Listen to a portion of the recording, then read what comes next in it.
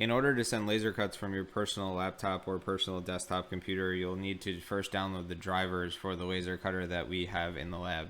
So if you navigate to our school architecture and planning website, ap.buffalo.edu, you can go to the right side under Info 4, go to Current Students. If we scroll down, you'll see a section here for Fabrication Workshop. So if we click that, it will open up all of the Fabrication Workshop information.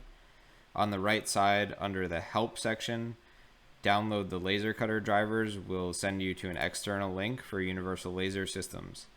If we open up this link under the top section, so not drivers for the legacy platforms, not the bottom section, we're going to click the UCP Installer. This is the Universal Control Panel Installer, and we'll get into shortly what that means for the download.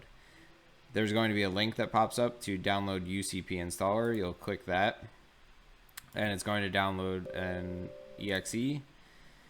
We'll open that up. You're going to have to agree to the terms here, read through them. Then when this panel pops up, we have a VLS desktop or VLS platform, so you're going to click on that.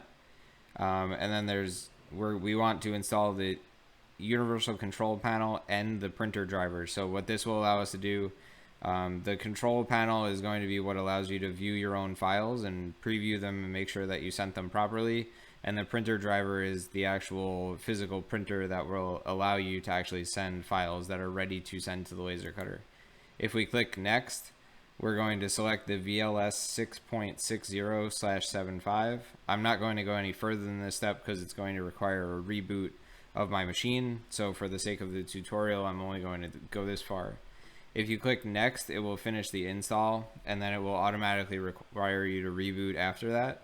Upon reboot, this will be complete, and you'll have access to see the printer as well as the universal control panel, which we get into in other tutorials.